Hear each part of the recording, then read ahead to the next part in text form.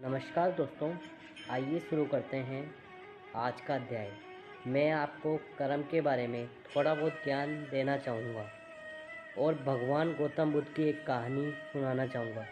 आइए शुरू करते हैं। भगवान श्री कृष्ण कहते हैं कर्म का उपयोग अलग अलग जगहों पर अलग अलग तरीक़ों से किया जाता है। श्री कृष्ण कहते हैं गीता के अनुसार मनुष्य अपने सत्कर्म या दुष्कर्म से ही अपने भविष्य को जन्म देता है।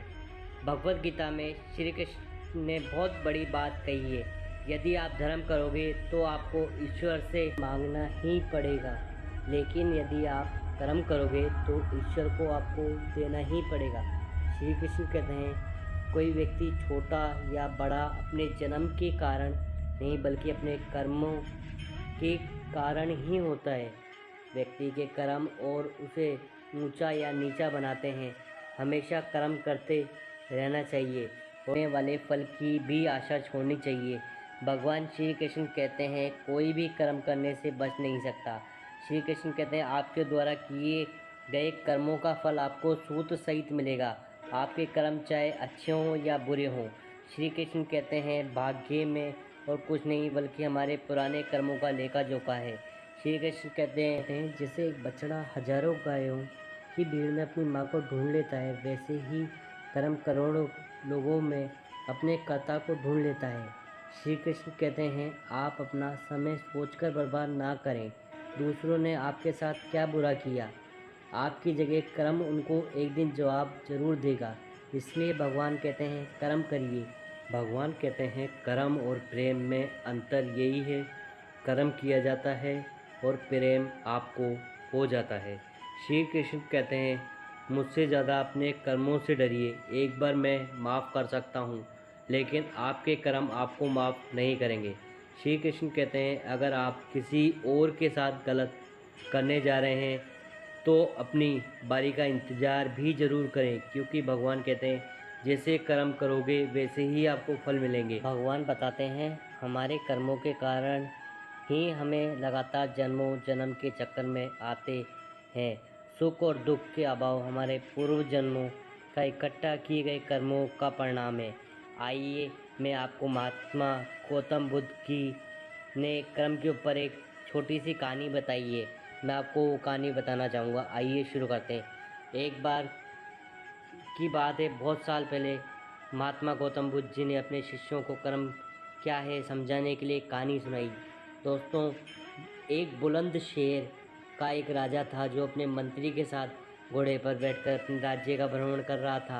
राज्य का भ्रमण करने के बाद राजा दुकान के पास रुक गया और रुकने के बाद राजा ने अपने मंत्री से कहा कि मंत्री जी, मालूम नहीं क्यों लेकिन लगता है कि इस दुकानदार को कल के कल फांसी की सज़ा सुना दूं और मुझे मृत्युदंड देने की इच्छा हो रही है।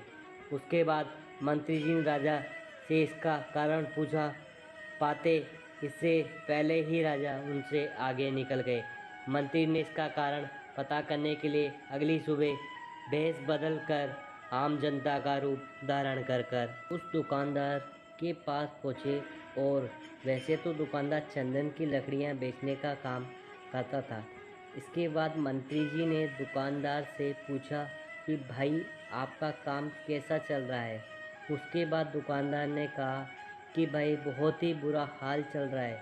लोग दुकान पर आते हैं, चंदन को सूंघते हैं और फिर उसकी प्रशंसा तो बहुत करते हैं, लेकिन ख़रीदता तो कोई भी नहीं है।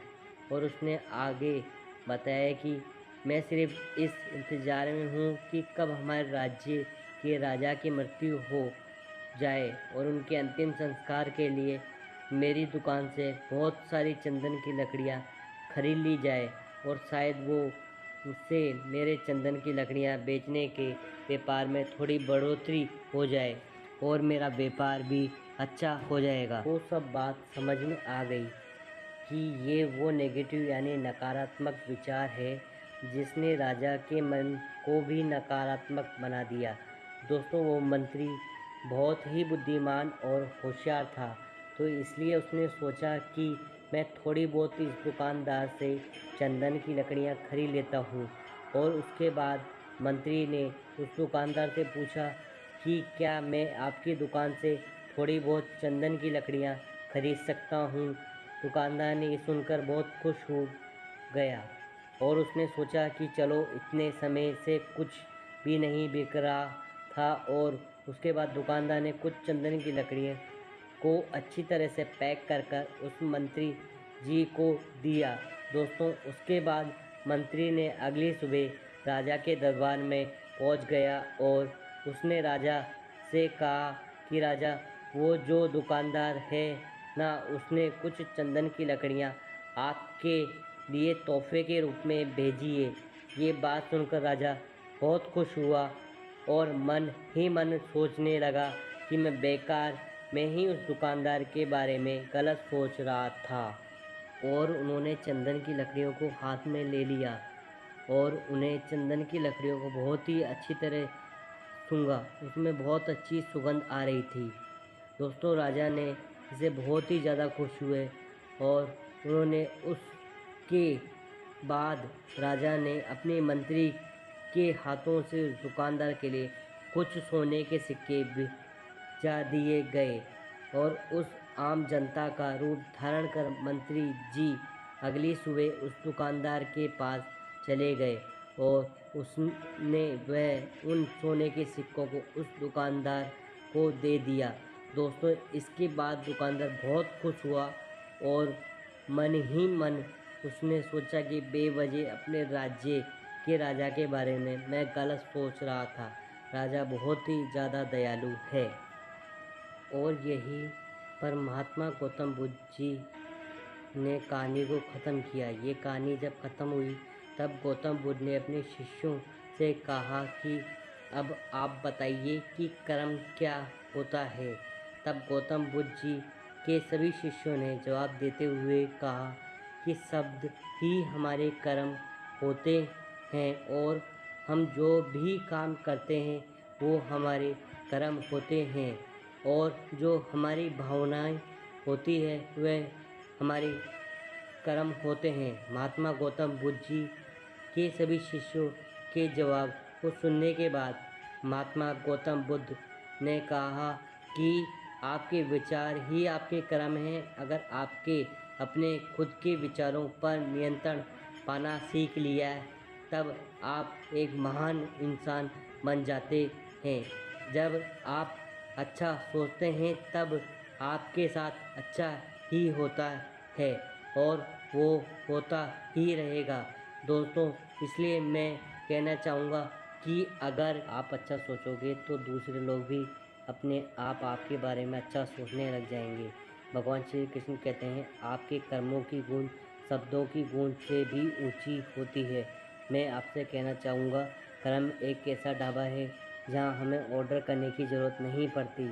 हमने जो पकाया होता है हमें वो मिलता है। भगवान कहते हैं, मानव के कर्म की चक्की धीरे चलती है पर पीसती बहुत बारीक है। श्री कृष्ण बताते हैं, जो कर्म किए हैं उनका परिणाम हमारे पास आता ही आता है। आज, कल, 100 साल बाद या फिर 100 जन्म के बाद। भगवान श्री कृष्ण कहते हैं, कर्म ही कर्म है।